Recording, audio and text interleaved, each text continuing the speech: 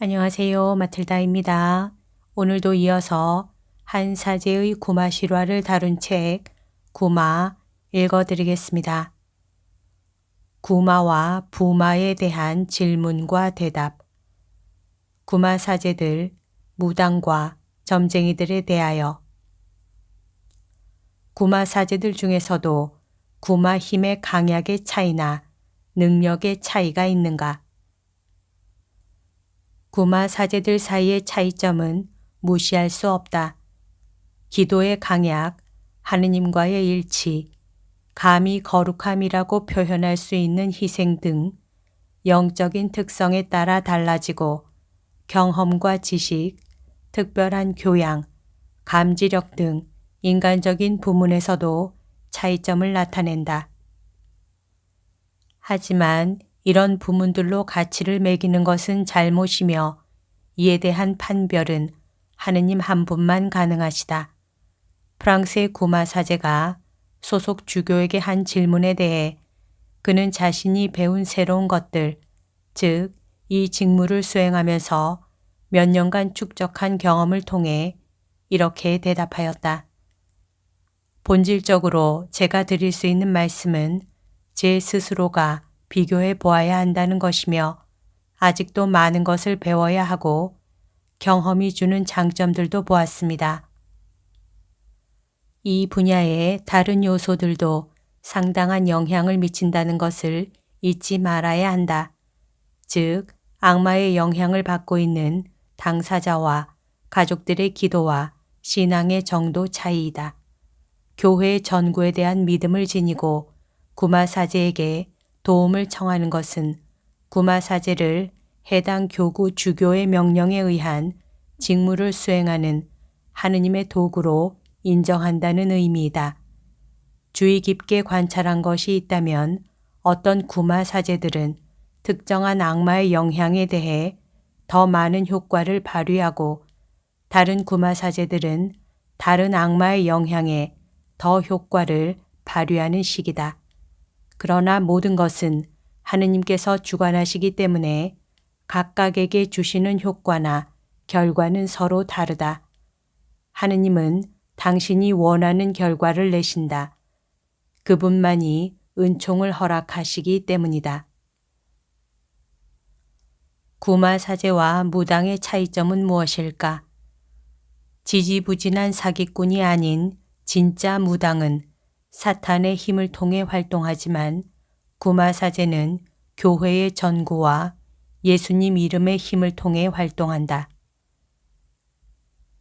많은 사제들과 수도자들, 평신도들이 구마 사제들이 아니면서도 구마 기도를 하는데 이를 어떻게 받아들여야 할까? 물질적인 요구 없이 믿음과 겸손, 사랑으로 행한 모든 기도, 기이한 행동을 하지 않는 기도는 효과를 드러낸다. 서로가 서로를 위해서 기도한다는 것은 하느님으로부터 온 분명한 명령이다. 신자라면 세례성사로 받은 사제직을 통해 행할 수 있다. 사제가 하는 기도라면 더할 나위 없이 좋다. 가장 훌륭한 방법은 사제들이 축복 기도를 하는 것이다.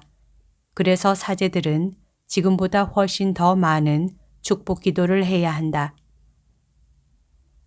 하지만 이런 기도는 사적인 기도에 해당하고 준성사인 구마 예식과는 전혀 다르다.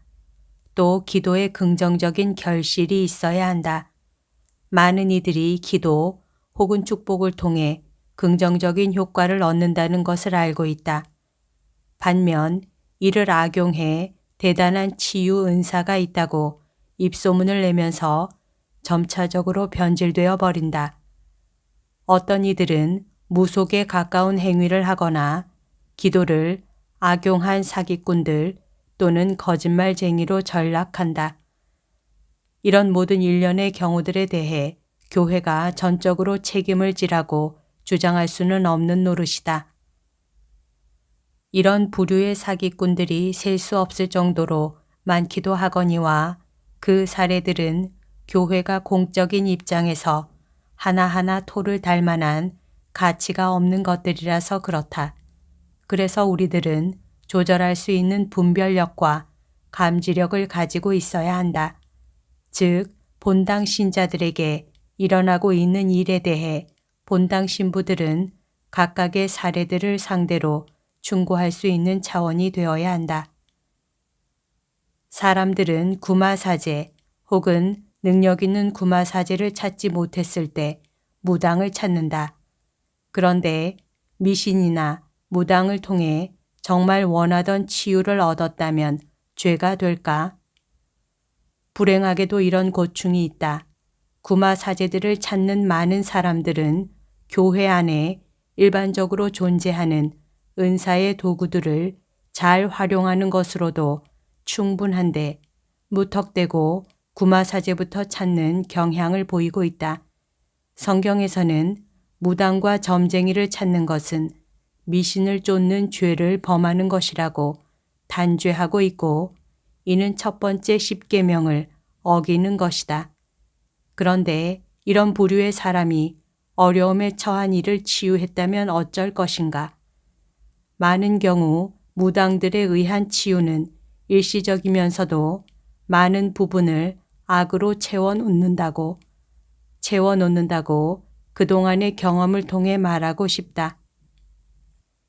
무당이나 마법사에 의해 치유된 사람은 불행하게도 사탄과 관계를 맺게 된다. 그들을 통한 악마와의 관계는 지속되며 이를 끊는데 상당한 노력이 필요하다. 카드 점쟁이들을 찾아가는 게 죄가 될까? 미신의 죄로 경우에 따라 후유증이 심각할 수 있다.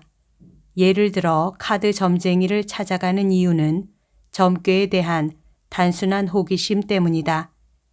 이것은 가벼운 죄에 속하지만 이를 계속할 때 오는 문제는 심각하다. 통상적으로 카드 점쟁이들을 세 부류로 나눈다.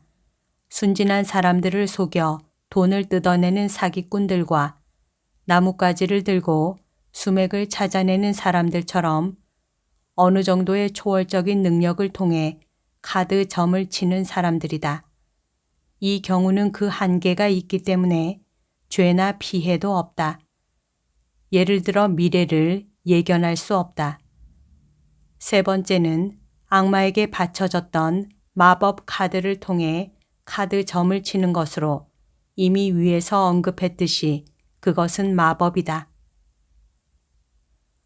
상대방이 모르는 상태에서 멀리 있는 사람을 위한 구마 예식도 가능할까?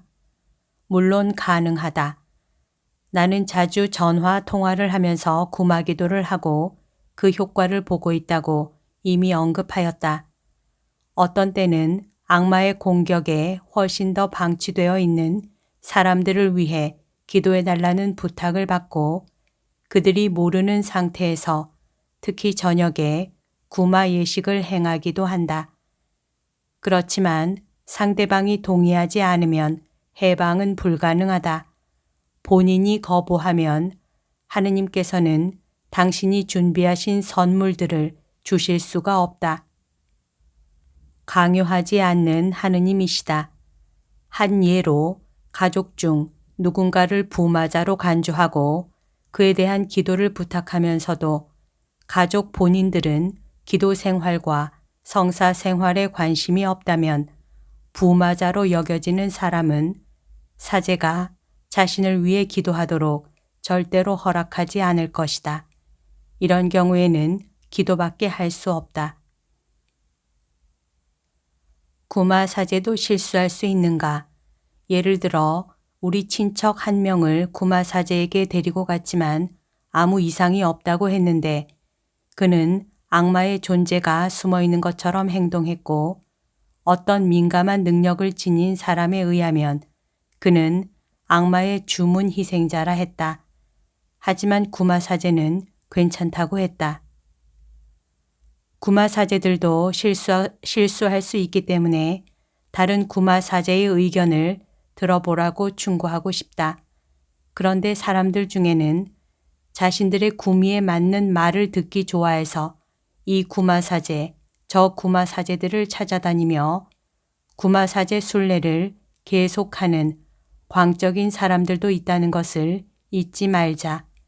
이런 사람들은 구마사제가 필요한 것이 아니라 아주 현명한 정신과 의사가 필요하다. 혹은 당사자가 협력한다면 어떤 특정한 광적인 상태로부터 해방되도록 기도해 주어야 한다. 구마사제가 접하게 되는 가장 기본적인 방해들은 무엇일까? 정신과 의사들이 협력해 주지만 진단을 내릴 때 개입되는 방해들이 있고 악마의 영향으로 진단되었을 때 악마의 영향을 받는 사람 자신의 비협조적인 자세 등 어려움이 많다. 이때 하느님을 향한 진정한 회개와 은총의 삶, 많은 기도와 잦은 성사 생활이 필요하다. 악마의 영향을 받는 사람들은 참 게으르다. 그들은 흔히 수동적이어서 신부님, 이 악마 좀 떼어내 주십시오 하는데 구마사제가 아닌 본인이 해방되어야 한다. 구마사제는 그 방법을 알려주고 도와줄 뿐이다. 그리고 때로는 은총을 방해하는 것들이 있는데 마음으로부터 용서하지 못하는 것, 죄의 바탕을 둔 삶을 변화시키지 못하고 악마를 끊어버리라는 요구에 어떤 특정한 악을 끊어버리지 못하는 상태, 부정한 친구 관계, 뿌리 깊이 박혀버린 습관 등이다. 이런 모든 것은 구마사제의 활동을 방해하는 것들이며 하느님과 일치하는 삶을 방해하는 것들이다. 구마사제의 임무는 해방자이신 그리스도께 그 영혼을 인도해 가는 것이다. 여기까지가 오늘 들려드릴 내용입니다. 오늘도 하느님의 뜻 안에서 서로 사랑하는 하루 보냅시다. 사랑합니다. 축복합니다.